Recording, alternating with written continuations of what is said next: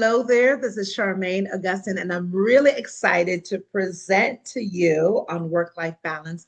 Boundaries are the new balance.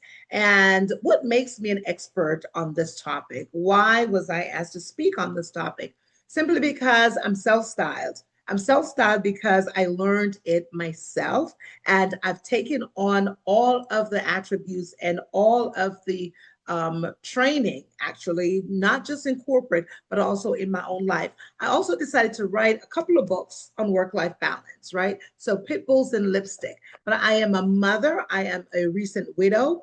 I raised my children. And of course, I am the expert on this, meaning I have a degree in industrial organizational psychology, my master's, and I'm also a PhD candidate. And guess what?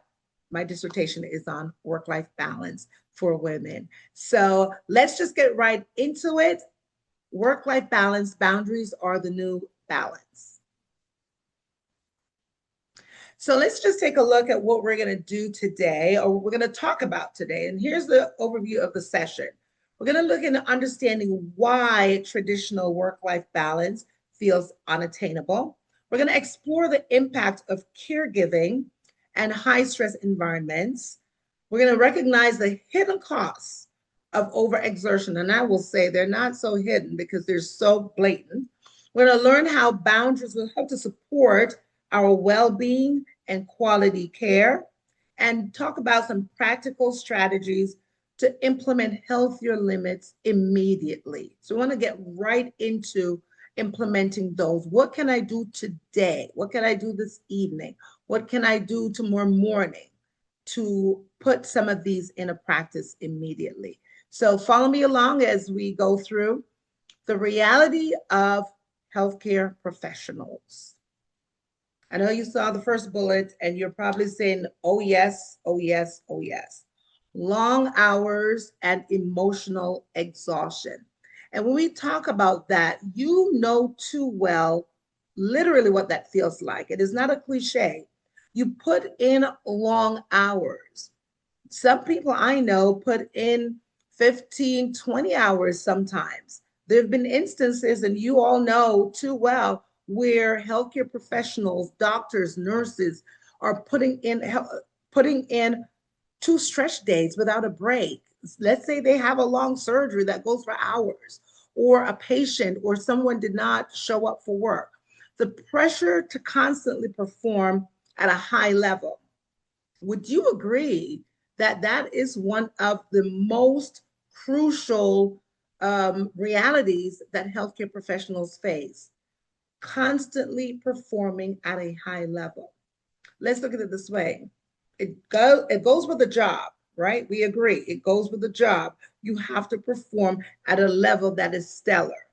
There's no way you can have a patient. There's no way you can be in that profession and not dot all your I's and cross all your T's. So there's this pressure that bears on you emotionally, and it gives you that stress, right? There's also that blurred line between what's personal and what's professional. You have to take a step back and look at your own self and see, do I need this now? And what do I need now? Because it is your responsibility to take care of yourself personally. Let's say that again. It is your responsibility to take care of yourself. So there's that blurred line between, do I take care of myself or do I take care of my patients? Do I take care of myself or do I fill in for my teammate? What is that? Where do I draw the balance and where do I draw the line, really? Most of you, as healthcare professionals, and most of the healthcare professionals that I know and I surround myself with, went into that profession because they have an innate desire to care for people. They're self-sacrificial. I always say healthcare professionals are deserving of complete honor and recognition because they really are self-sacrificial. And then this whole thing about overcommitment. Can you relate? Overcommitting in the hours that you can work or you think you can work. without feeling burned out. And then that difficulty that you have when it comes to disconnecting from work. Most people, when they spend so much time at work, whatever that job is, whatever those responsibilities are, they have a hard time disconnecting. You sometimes tend to carry home with you or carry along with you the burdens of other people, the burdens of your patients. You're there, you're hearing their stories. And when I'm talking about healthcare professionals, I'm not just talking about those that are physically in the hospital dealing with people. You may be a remote worker, you may be a psychologist or a psychiatrist, you may be a counselor. Whatever it is, you're hearing people's stories about why they're laying in the bed, why they're sitting in your chair, why they're on the phone talking to you. There's something that connects them to the issues that they have. And so, for you as healthcare professionals to be able to step back and disconnect, it's going to take a lot of practice. But more than not, you will need to, and I always say this, every single person, and especially if you're in the healthcare field, please, I implore you, seek out a life coach, a, talk therapy, a therapist, whatever it is. Make sure you're talking to someone, a trusted friend, someone that can listen to you, someone that does listen to you, but you have to release yourself and get that relief from all the stresses and pressures, right? Balance feels impossible. It's one of the things that I talk about all the time. I mean, I wrote books on work-life balance. I live, breathe balance.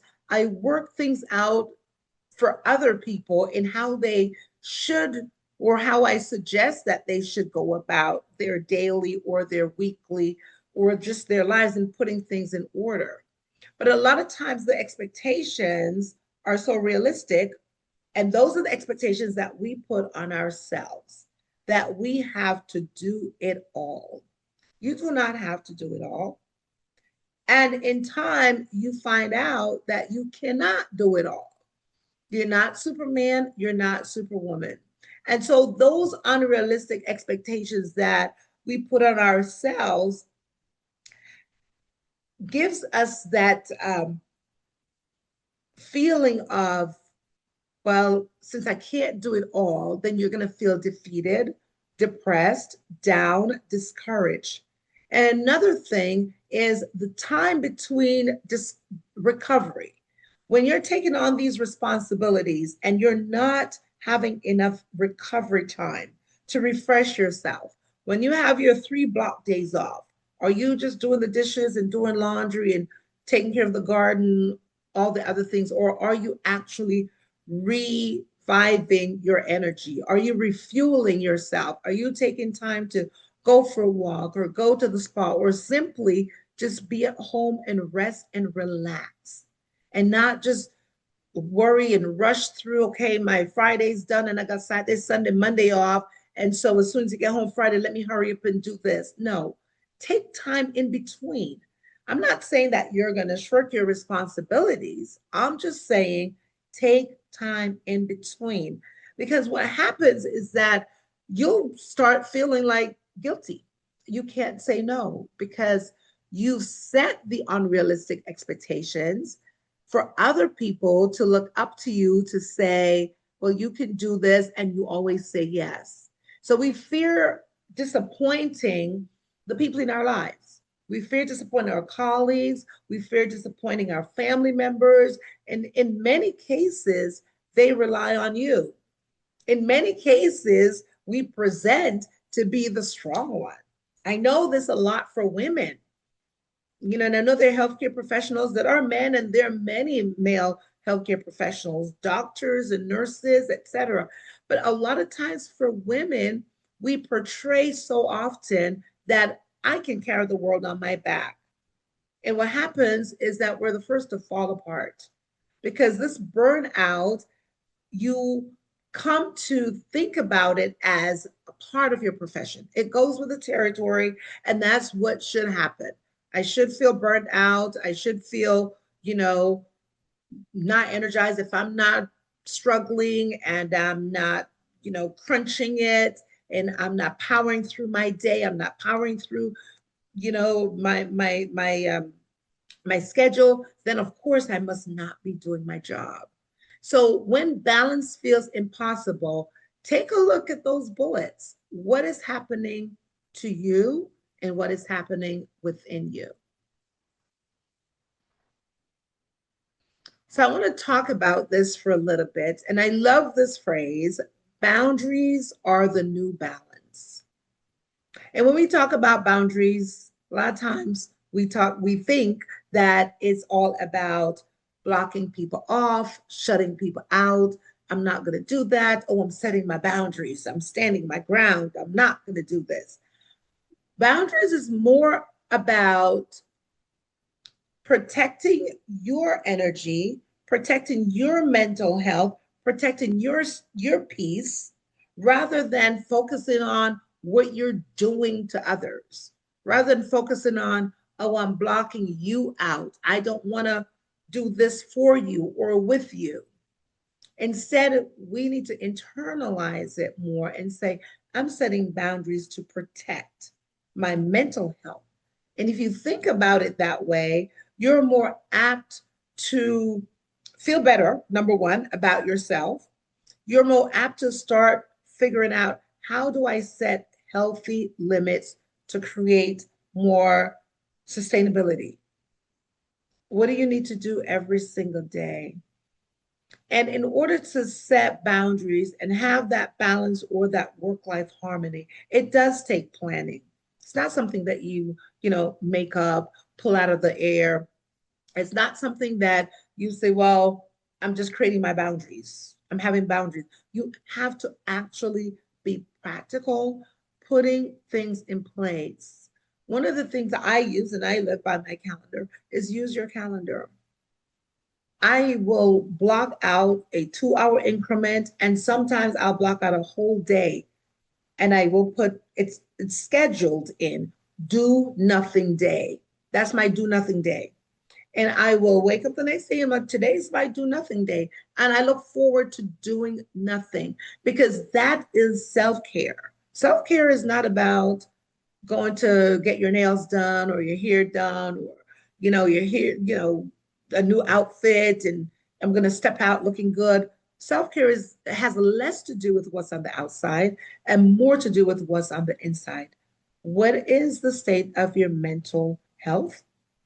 What is the state of your energy? How low is your energy? How high is your energy? Because when you protect yourself, it allows you to support, to love on your family better.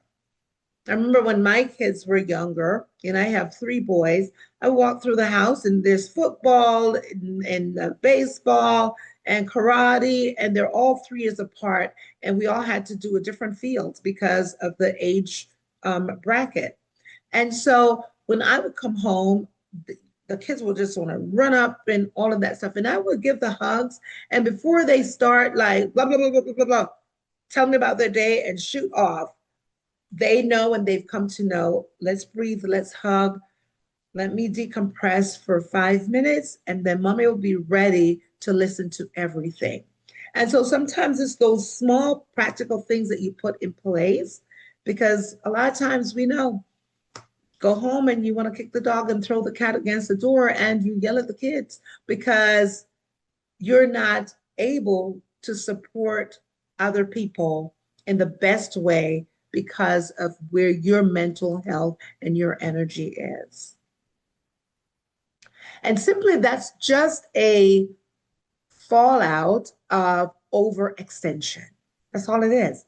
Emotional and physical burnout is a fallout of overextending yourself.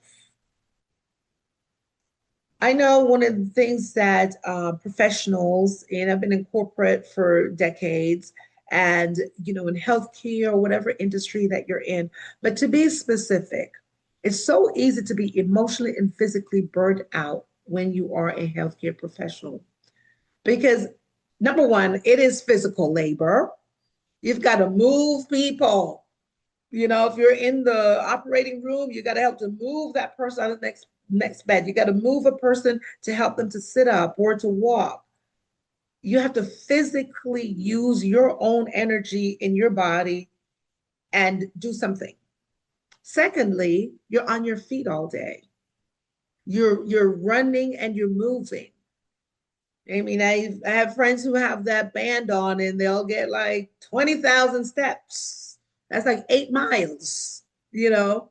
And let's just talk for a minute about the emotional burnout. When you're meeting everyone's needs, because you're meeting your patient's needs, you're meeting the needs of work, you're meeting the needs of your family, but your needs are not being met. So you fall by the wayside. And that overextension of yourself and that burnout and that emotional low that you can go through affects your relationships. It affects marriages. It affects your relationship with your children at home. It affects relationship with your friends because you may not be able to show up to most things. Because number one, you're exceptionally busy, you're overextended, and number two, you're physically exhausted. So being disengaged and having that fatigue, that's when you know you've overextended yourself, when all you're doing is working.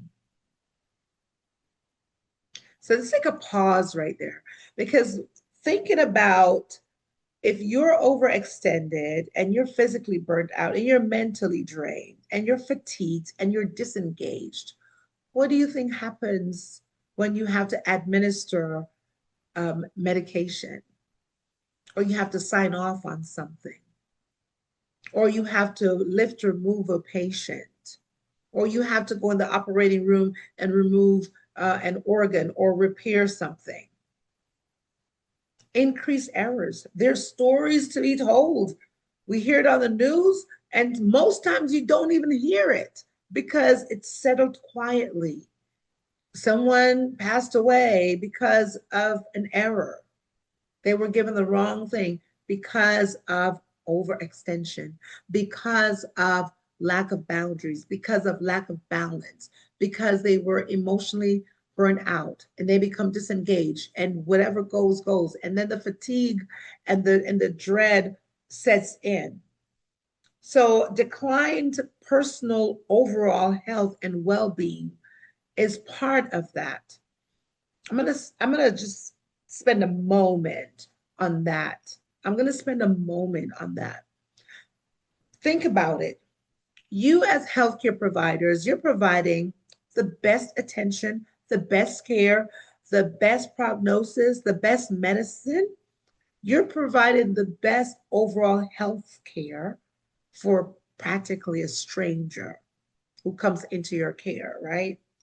And you may also be providing the best health. You're making sure everyone is happy and healthy and they have what they need at home.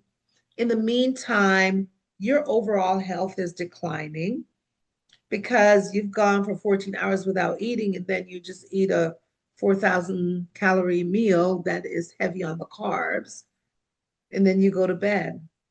And then you wonder, oh, I have a type 1 or type 2 diabetes, or I'm exhausted, my stress level, or my high blood pressure. In the meantime, everyone else is doing just okay. So make sure, and I want you to stick a pin on that one. If nothing else, do not continuously overextend yourself. You may extend yourself to some degree from time to time, but it shouldn't be a continuous overextension of yourself where that becomes your lifestyle. So let's take a look at what we promised in the beginning we were going to talk about and cover in the agenda. Recognizing when you're violating your boundaries. Notice I said recognizing when you are violating your boundaries. A lot of times we're quick to say, well, they're violating my boundaries, they're overstepping their boundaries, and they're coming into your space. And, you know, I lay the law down for this and I feel violated, or they're not taking me serious.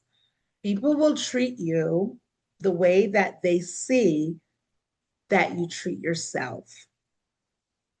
So I always love this word. So, two words: self-reflect. Many years ago, I had a boss, and I remember we had a coaching session once, and she used that word and she said, just self-reflect. And it's become one of my favorite phrases. I think about it all the time. I say it all the time. I use it all the time. In my coaching practices, I use it all the time. And so recognizing when you're violating those boundaries for yourself, you're self-sabotaging because you're feeling that you are responsible for everyone's need. Let me tell you something. You are not God. I know, the ultimate healer. I know, but you're not him. So feeling responsibility for everyone's need. And I'm not talking about taking care of what you need to take care of, right? Your responsibilities and your responsibility to others. But feeling like you are always responsible for every single person. There's some people that they insert themselves in other people's lives. Even sometimes their kids are grown and they're inserting themselves. They don't need that. And constantly saying yes when you're in the hospital, in the nursing home, in the rehab, at home. If you're always saying, yes, I'll do this, yes, I'll do this, yes, I'll take that shift, despite being exhausted. I'm not talking about out of just sheer wanted to be a responsible teammate, right? Maybe taking up a shift here and there, or filling in, or you didn't have something that was major that you couldn't, set aside for a moment because a patient needs you, a doctor needs you, you need a doctor, you need, a nurse to help out. So that's not what I'm talking about. I'm talking about constantly saying yes. Because if you're the person that's constantly saying yes, guess what? The takers are going to constantly go to you. And what's going to happen is that you're going to constantly feel exhausted. This other thing kind of gets me because I just found this recently on my phone where you can block time. And I use this also on my calendar where I block out time where I'm not doing messages, I'm not doing email. I have a rule, and sometimes I break my rule, but I have a rule for the most part. After a certain hour, I'm not thinking so much. I could do easy work, I could do easy stuff, but I'm not going to open or look at something when I know it's not urgent that I can wait for in the morning when I'm refreshed, when I'm ready, when I can see that. So just, it's a slippery slope when you're in the industry that you are, and it depends on your role and your position. But there's some people, whether you're in administrative, whether you're on the floor or in the operating room, you know that not everything is urgent and immediate. You know when it's an email that could wait. Or there's another way to say, if this is urgent, this is how I would like you to communicate with me. Text if it's urgent or something, but to just scroll and look at email and messages after hours, cut that out. Just cut that out. That alone will save you 2 hours and give you 2 hours back to your sleep time and give you time to exercise or go for a walk or spend time at dinner with your family or loved ones. And speaking of dinner, skipping meals or personal time regularly. I know. I mean, sometimes I think to myself, I could use a skipped meal now and then. But when you're skipping meals or your personal time regularly, you think about that. What does that do to your own health? When your blood sugar falls and then 8 hours later you realize you haven't eaten, and so now you're starving and famished, and so now you're eating everything, even if you eat your nice salad and all that stuff, but you're going for everything else behind that. What happens? Your blood sugar goes up, and then you're up and you're spiking and you're up and you're spiking. And before you know it, you have a chronic illness. or lack of sleep. So make sure that you are setting your boundaries for yourself. Say yes to yourself. Yes, I'm going to get 6 to 8 hours. I love an 8 hour sleep. I'd be okay with 6 sometimes, but 8 is my go-to, right? So let's not walk around feeling depleted or overwhelmed. So we talked about scheduling things. We talked about saying no. We talked about shifting that paradigm, shifting your mindset, and recognizing that, you know what, if you sat back for a moment and if you're not here, life goes on. Life goes on. And I have personal stories on that. Life goes on. I know I introduced myself earlier saying I'm recently widowed. Um, Life goes on. I have to pick up the pieces, but I have to keep moving on. So when you're stressed out and when you're putting yourself last, you want to be here for your family. You want to be here to enjoy your life. You want to be here to fulfill your purpose, right? So let's pay a little bit more attention to those.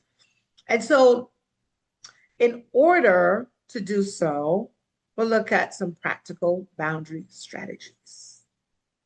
I'll pause here for a moment. Practical boundary strategies. These are some of the ones that I feel personally, and I know that I coach and teach to and talk about creating non negotiable personal time. If I know I have to do something in the morning or I have to be at work or I have a meeting or something, minimum I'm going to carve out prior to whatever time that starts. Even if I've got to go to the airport, I got to leave at 5. I'm going to make sure I have at least 1 hour. Now, there's sometimes when it's crunch time, and I figured if I'm going to be in a limo or a car service to the airport, I could probably sip my coffee on the way. But I need at least 20 minutes of downtime in my most rushed time. Outside of that, 1 to 2 hours if it's a regular scheduled day. And it doesn't have to be a whole chunk in the morning, but you should at least have 2 hours every day out of the 24 outside of sleep. You should have at least 2 hours. Maybe there might be some days you have an hour of personal time that is non-negotiable. And you can break it down into 15-minute increments. It could be 30 minutes in the morning before you get off to work. Not everybody have kids. Some of us are empty nesters, but it could be that 30 minutes where it's just your time. What are some of the things that you put in place? I know I like to light my candles and my incense. I like to get my coffee. I still have a regular Mr. Coffee brew. I'm not a Keurig girl because I like to wait and smell the aroma. I like to hear the sound of it. I like to just be involved in the moments and the time that is taken for me to enjoy this cup of coffee. So my senses get aroused. And I love that. And then the other thing too is communicating your availability clearly and confidently. There's some things that you could do while you're doing something else, right? So I will put a load of laundry in and then leave and go for a walk. And then when I get back, it's done. I don't have to sit here for the 45 minutes. I could go take a nice evening walk and come back, put in the dryer. And then while it's drying, I could get a shower, I could relax, I can get a book, I could light a candle, I could watch a movie. Now, I know you're probably saying, well, Charmaine, that sounds lovely with an ideal world, and we're not in the ideal world. But you're in the same world that gives 24 hours in one day. Make it work. Put yourself first. The other 22 outside of your 6 to 8 hours of sleep, trust me, 14 hours, you have that dedicated to work and to other people. You should be able to take out that time for yourself and being able to say no without guilt. You shouldn't have any guilt about saying no. So I want you to take a moment and practice. We're going to go to the next slide because it's going to show us some practical, some sentences we can use. It's so funny how many of us don't know how to say no because we think that's so harsh. I'm hurting someone's feelings, or I can't do that, or I'm just used to saying yes. I feel bad if I say no. And the other person, really, they would sing your praises. They would applaud you. That one time you say no, they're probably saying, "Man, I was hoping, I couldn't wait. I was like wondering, when are you going to say no to me?" Like they're waiting. Sometimes people are actually waiting for you to say no, right? So pause before you accept requests. Don't just, "Oh, I'm going to do this." Pick up your calendar, look at it, be intentional when you're accepting a request, whether it's a request to work extra, to go somewhere, to do something, whatever it is. Just pause a moment and be intentional and not automatically just say yes to everything, right? Very key here when it comes to practical boundary strategies. And I've talked about this, but there's just a handful of things. It's not rocket science. Take care of yourself. Put yourself first, prioritize rest, recovery, and your emotional health. So you're probably thinking, well, sounds good, everything. I'm engaged, you're engaging. I hear what you're saying. I've got this experience you may know nothing about. So, what are some action steps to sustain that success? And it's just like I'd say my diet. I don't know if you're like me, but I lose 6 pounds and I start to feel good. I put the 6 pounds back on. I've been losing 6 pounds forever. I think even at the beginning of the year, I must have lost at least 100 pounds already. Well, not really. Maybe at least. Every month it's like a 6 pound goal. So 6 on, 6 off, 6 on, 6 off, right? So is that sustainable? No, not if I keep going back to what I was doing. So you got to identify what's the weakness, what's the weak spot. It's like trying to get your cholesterol down. What was the weak spot? So that if I cut that butter out, I can go down 20 points in 2 months. And then if I cut the ice cream out and just have it once a week as a nice treat when I'm relaxed, I could go, and I do that for 3 months, I could go down another 30 points. So you have to know with your boundaries, where is your weak spot, right? What do I need to do? Maybe it could just be you're not organized. That happens. That happens. You're trying to retain everything in your head. You're trying to, I got to do this, I got to do that, I got to do that. And about 6 things to do, and I still have 2 more to do before the day ends.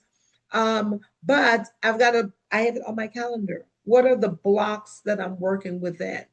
And trust me, by 10 o'clock I'll be in bed. But you also will say, "But Charmaine, you're not in the hospital." And I get it. I get it.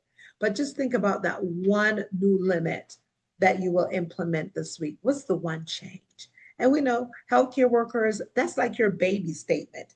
What's the one change that you will make today? What's the one change that you know you can make if you're going to sustain success, if you're going to get better, if we don't have to turn, you know, your diet, if we need to turn your diabetes around, or if we need to turn your heart issue around, or if we need to turn your blood pressure around, you can make one change and it will make a difference, right? So communicate those expectations early. Communicate with your boss. Some of us are afraid to have the communication. Well, some of us, we feel like I have to suffer in silence because they need me. But communicate, what are your expectations? Remember, it's your boundary. Boundaries are the new balance. And so having that accountability and that support system is crucial. If you think about it this way, your primary support system is the people that you work with. That's your primary support system because you spend most of your days at work. Healthcare workers unequivocally, when someone says they spend most of their time at work, for some people it's a cliche.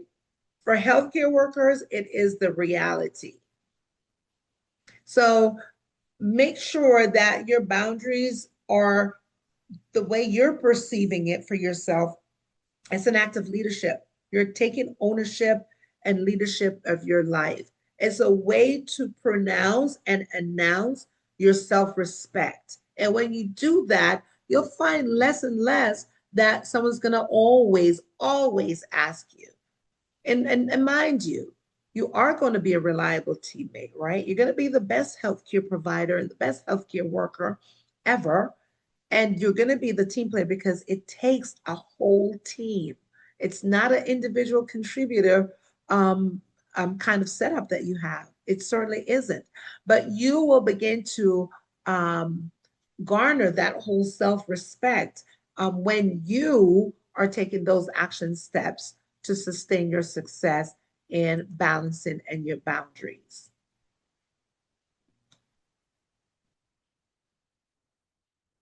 So, reflection. Breathe for a moment.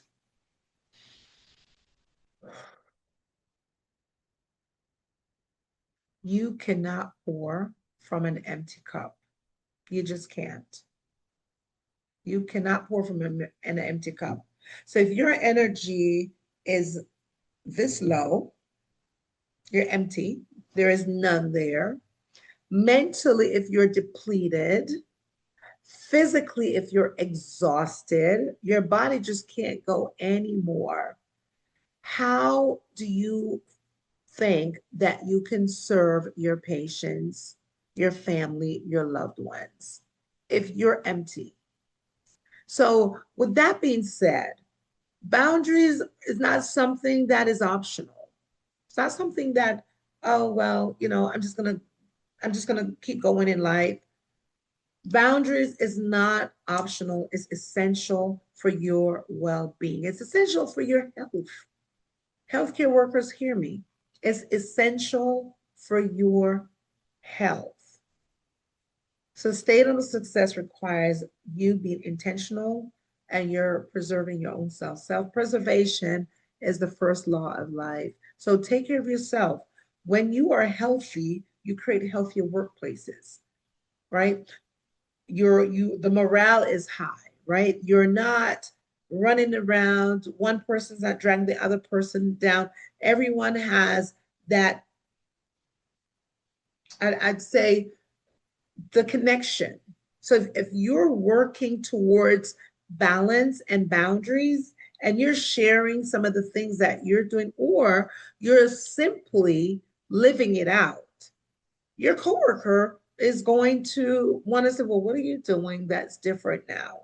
Well, you're getting your sleep now, or you're taking your lunch break. It might be a shorter lunch break, but you're taking a break, or you're taking time throughout the day to breathe, to go outside and get some air. Healthier workplaces, healthier professionals.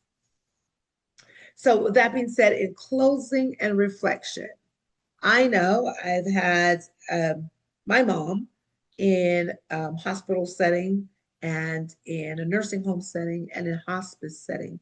And I'm committed and indebted to healthcare workers. I lost my husband same, right? So thank you. Thank you for putting yourself on the block. But while I say thank you, I want you to be around. I want other people to look up to you to say, this is a noble profession, and this is what I also want to do. You don't want to come across as if you're just doing it. So, creating your boundaries and balancing. Thank you for taking care of others. Thank you for taking care of all of us and for taking care of yourself. Create your boundaries, set them, change your mindset. No one can do anything to you if you decide this is what you're going to do. So I appreciate your time today. Thank you for staying committed to this. Thank you for staying committed to what you do for your career because it is your passion. And thank you for bearing with me through this. I hope you learned something today. I hope there's a morsel that you took away today that you will say, you know what? I'm glad I listened to this. I'm glad I was here. I'm glad that I heard this. Whatever resonated with you, write that down. Not asking to change a whole bunch of things. It could just be one thing or two things. But go away with one thing today and say to yourself, this is what I will do differently. So if you'd like to contact me, that is my contact information. But of course, I just want to say thanks again for engaging. Thanks again for being here. Thanks again for being you and for being present.